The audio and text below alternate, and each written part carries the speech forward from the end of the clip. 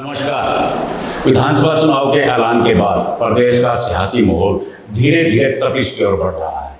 एक और भारतीय जनता पार्टी कार्यालयों में से 4 चौबंद व्यवस्था करने में जुटी है, वहीं कांग्रेस के दो रथ सड़कों पर दौड़ रहे हैं।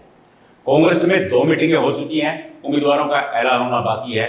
वहीं भारतीय जनता पार्टी भी पूरा लाव लश्कर उतारने को तैयार है। जसपा और आम आदमी पार्टी जमीन तलाशने की कोशिश कर रही है, लेकिन अभी इनेलो इन दोनों से अलग बसपा के साथ अपनी राह बना रही है, अपना रास्ता बना रही है। प्रदेश में विधानसभा चुनाव में क्या हो रहा है, यह हर आदमी की जिज्ञासा है। यही जानने के लिए आज हम पहुंचे हैं एक मत पोस्ट के संपादक सर्वेश कुकड़ा हमारे साथ हैं। हम इनसे जानेंगे कि प्रदेश में विधानसभा चुनाव में क्या होने वाला है। सर्वेश, सब कुछ हो चुका है, बस केवल अब मैदान में उम्मीदवारों का आना बाकी है। अब आपको क्या लगता है कि हवा किधर बह रही है? ऐसा आज के दिन जो है ना, हवा का आकलन तब होगा जब दोनों पार्टियों के एक साल में तो कैंडिडेट्स आ जाएंगे। लेकिन दिक्कत कांग्रेस में है, वहाँ पे कैंडिडेट्स की भरमार बहुत है। जो इच्छुक हैं मतलब टिकटार थे जिनको आप कहते हैं, उनकी लाइन बहुत लंबी है। भूपेंद्र सिंह हुड्डा की कोठे पे आजकल 500 आदमी इकट्ठे हो रहे हैं और हुड्डा साहब मिल नहीं पा रहे उन लोगों से। तो हालत ये है, लेकिन जनता को भी समझ में नहीं आ रहा है कि भाई होगा क्या। लेकिन हवा की जहाँ तक बात करते हैं तो हर किसी के दिमाग में रहता है अभी कांग्रेस ने, क्योंकि अभी लोकसभा का चुनाव खत्म हुआ है, 5 सीटें उन्होंने छीनी है बीजेपी से। बीजेपी के पास में 10 सीटें थी, चुनाव होता है 5 सीटें कांग्रेस लेती है। एक ओपिनियन ये भी आता है कि भाई दोनों की 5-5 सीटें हैं तो फाइट तो बराबर की है। बीजेपी यही कहती है। बीजेपी के जो एफिलिएट सर्वे हैं वो भी ये कहते हैं कि भाई किसी को मेजोरिटी नहीं मिल रही है, फाइट होगी बीजेपी कांग्रेस में। वो उनका अपना ओपिनियन है, लेकिन जनता को ऐसा लग रहा है कि कांग्रेस आ रही है। लेकिन कौन आ रहा है, कौन जा रहा है, टिकटें कम से कम पर आ जाएंगी तो किस चीज़ें आएंगी सामने कि धरातल पे हाँ ये चीज़ ये हो रही है, ऐसे ऐसे हो रही है। क्योंकि लोकसभा चुनाव में 6 कैंडिडेट्स थे, लेकिन सभी लोग कांग्रेस के लिए काम कर रहे थे। कांग्रेस की मैं बात कर रहा हूँ। लेकिन विधानसभा चुनाव जब आएगा तो सारे 6 इकट्ठे होने मुश्किल हैं। शैलजा गुट अलग है, भूपेंद्र सिंह गुट अलग है, तो चीज़ें बदलेंगी। ये तो आप श्योर मानिए शर्मा जी कि चीज़ें डेफिनेटली बदलेंगी। लेकिन आज के दिन स्थिति क्लियर नहीं है।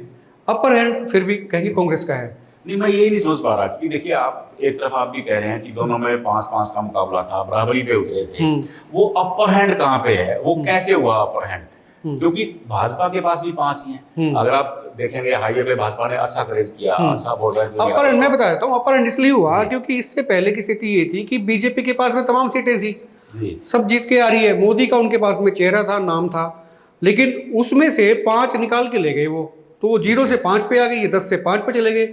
इसलिए जो है वो अपर हैंड है। और वोट परसेंटेज भी कांग्रेस का बढ़ा है, नो डाउट। अगर आप जब पूरा देखेंगे हरियाणा में जब चीज़ें आई हैं निकल के, तो वोट परसेंटेज काफ़ी इंक्रीज हुआ है। जेजेपी चली गई नीचे, रसातल में चली गई। आईएनएलडी का भी कुछ बना नहीं। आम आदमी पार्टी संघर्ष के दौर में है, अभी भी केजरीवाल साहब अभी अंदर है, जमात पे फैसला नहीं हो रहा है। तो कुल मिला के सीधी फाइट जो हो रही है वो बीजेपी कांग्रेस की हो रही है। सीधी फाइट में बीजेपी को नुकसान होता है, ये वजह है।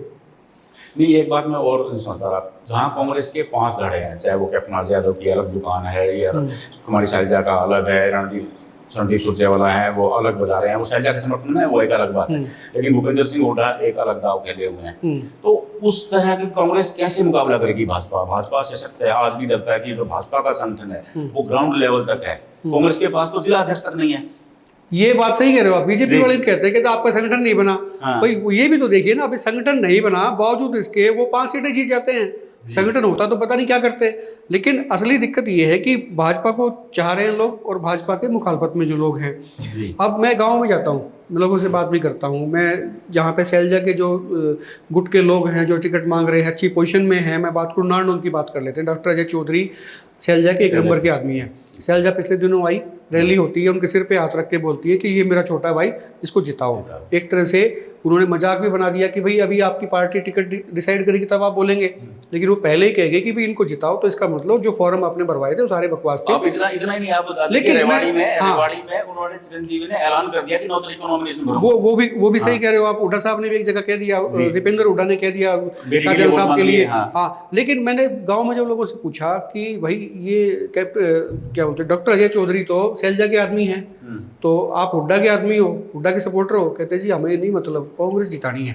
ये एक चीज़ चल रही है कि कैंडिडेट्स कोई आएंगे मार्केट में, कह लीजिए आप, या मैदान में कह लीजिए, तो लोगों में एक ये है, एक बड़ा वर्ग है जो गांव में है, वो ये सोच रहा है जो वोट बीजेपी का नहीं है उसकी तरफ से वो हुड्डा का कैंडिडेट आए या शैलजा का कैंडिडेट आए, वो सारे उसको वोट कर रहे हैं। ये दिक्कत बीजेपी के लिए हो सकती है। नहीं, अगर आप हम लोकसभा चुनाव का डाटा ही देखें, आप लोकसभा चुनाव की बात कर रहे थे, लोकसभा चुनाव में एक खास बात रही, हरियाणा में 32 के आसपास अर्बन सीट्स हैं जो हमारे डिस्ट्रिक्ट हेडक्वार्टर हैं। उनके अलावा आप बहादुरगढ़ को लगा सकते हैं, आप अपने हांसी को लगा सकते हैं, आप टोहाना को लगा सकते हैं। ऐसी सीटों को काउंट करेंगे तो 32 अर्बन सीट्स हैं। वहाँ उनमें से अंबाला, सरसा या फिर झज्जर को छोड़ दिया जाए या रोहतक सिटी को छोड़ दिया जाए, बाकी सभी सीटों पर भाजपा ने बेटर किया है। तो अगर शहरी सीटों पे भाजपा बेटर कर सकती है, 32 सीटों पे अगर वो बेटर कर देती है तो वो तो सरकार के नजदीक पहुंच जाएगी।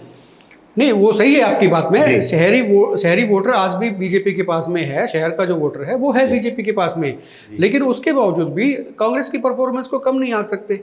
और मैं तो कह ही रहा हूँ कि आज के दिन जो है कांग्रेस का लग रहा है अपहरण, लेकिन जब टिकटें जब निकल के आएंगी तो फिर से एक बार सारे के सारे समीकरण जो है रीसेट होंगे।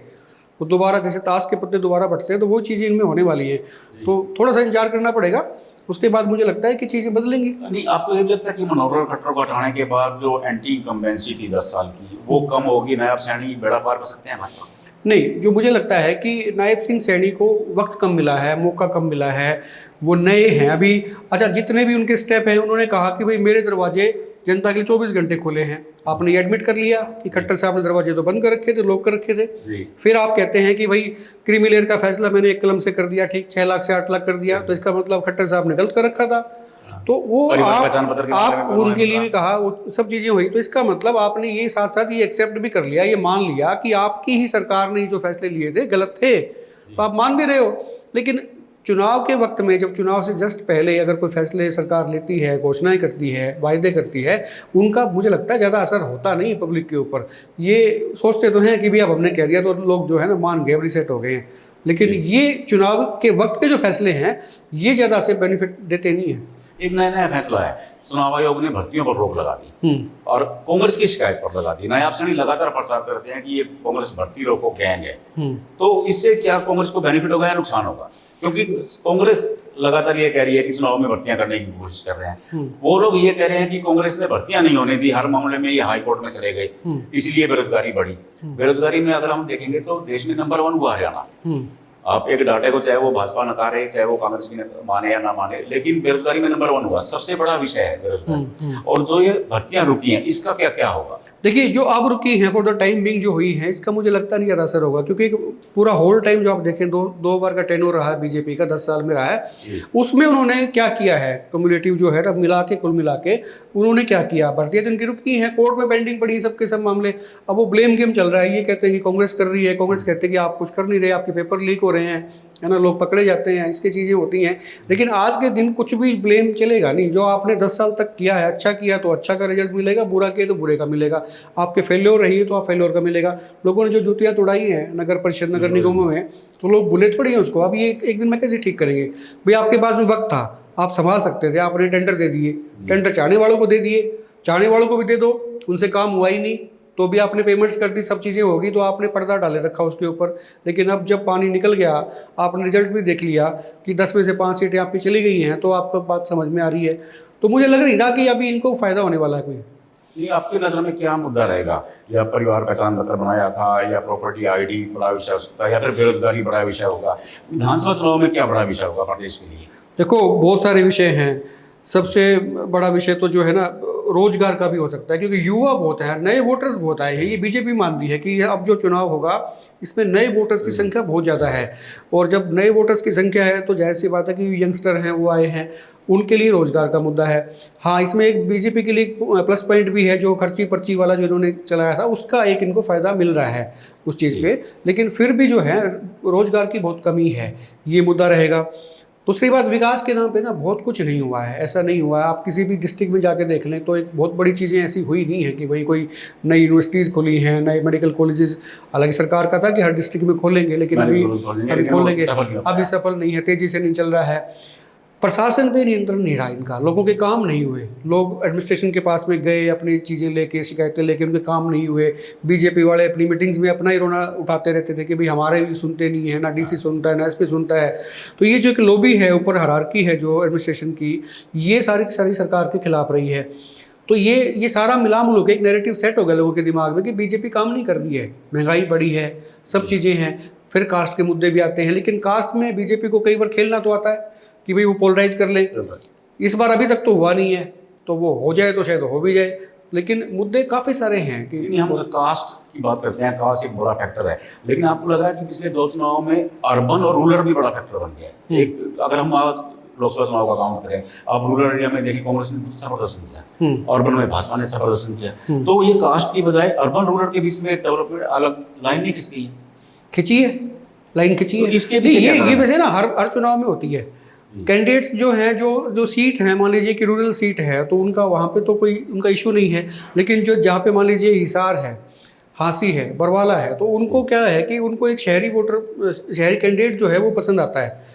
अब हांसी की मैं बात कर लूँ तो वहाँ पे उनको लगता है कि भाई कोई शहर का कोई नुमाइंदा होना चाहिए, उसको वो तरजीह देते हैं। हिसार में चले जाएं आप, तो हिसार में जो सिटी का है वो बनते आए हैं, सावित्री जिंदल बनती आई, डॉक्टर कमल गुप्ता बन गए और बन गए, तो बाहर से जो आसपास से जो है ना वो आते नहीं हैं। तो वो शहर का गांव का चीज़ें तो रही हैं, लेकिन गांव में जो है, जो मेजोरिटी ऑफ पीपल्स हैं वो किसानी से जुड़े हुए लोग हैं। और किसानियत में जो एक चीज़ें आई कि भाई ये बीजेपी सरकार जो है ना तुम्हारा फ़ायदा नहीं कर रही है, ये उनके जहन में चला गया। बेशक उन्होंने किए हैं, नायब सैनी हर जनसभा में कह रहे हैं कि हमने किसानों के खाते में पैसे दे दिए, इतने रिलीज़ कर दिए, बहुत कुछ कर दिया, समझ ही नहीं आ रहा लोगों को। असलियत तो है कि बीजेपी समझाने में कामयाब नहीं हुई है। ऐसा बोलो, ये काम किए हैं नो डाउट, बीजेपी ने निसंदेह काम किए हैं, समांतर योजना है की हैं, लेकिन वो योजनाएं कुछ तो पहुंची नहीं, कुछ पहुंच गई तो उसको क्लेम करना नहीं आ रहा, इनको समझाना नहीं आ रहा। नायब सिंह सैनी नए नए आए हैं, उनकी जो टीम है, जो आसपास जो लोग घूम रहे हैं, वो तो अपना ही मलाई चाटने के चक्कर में तो वो समझा नहीं पा रहे हैं, उनको आइडियाज़ नहीं दे पा रहे हैं। तो उनकी टीमें जो है ना अभी व्यवस्थित नहीं है कि प्रचार प्रसार कैसे किया जाए। एक बात और हम आपसे आखिर में ये पूछूंगा, आज अगर मैदान में अभी कैंडिडेट नहीं आए हैं, पहलवान नहीं उतरे हैं, लेकिन दंगल सज चुका है, आज आपको क्या लग रहा है कि पलटा कांग्रेस की तरफ झुक रहा है या भाजपा की? मैं तो कह रहा हूँ, बड़ा खुल के कह रहा हूँ कि भाई अपर हैंड कांग्रेस का है। कितना अपर हैंड? मैं क्या बोलूं आपसे क्या मांगू कि क्योंकि दोनों की 45 गिनना के चाहूं मैं, या फिर 5 सीटें मैं निर्दलीय के लिए छोड़ दूं, तो उसके बाद आपको क्या लगता है कि कांग्रेस कहां अटकेगी और भाजपा कहां? देखो, मुझे जो लगता है कि बीजेपी जो है वो 25 से 30 के बीच में आज के दिन खड़ी है, जो मुझे लगता है, और वो 50 से ऊपर जाती है कांग्रेस। ये जो मुझे लगता है, जब तक टिकटें नहीं आई हैं, टिकटें आएंगी तो कुछ भी बदल सकता है, उधर और भी ज्यादा ऊपर जा सकता है, नीचे आ सकता है, लेकिन आज के दिन मुझे ऐसा लग रहा है। ये थे एकमत पोस्ट के संपादक सर्वेश टुकड़ा। हमने इनसे जाना कि प्रदेश की सियासत में क्या होने वाला है, लेकिन अभी समय बाकी है, पहलवान दंगल में आने शेष हैं, उसके बाद हवा बदलेगी। हम एक बार फिर इनके पास आएंगे, इनसे जानेंगे कि सरकार किसकी बनने वाली है। अगले प्रोग्राम में अगले शिक्षक के साथ होंगे, तब तक के लिए नमस्कार। नमस्कार।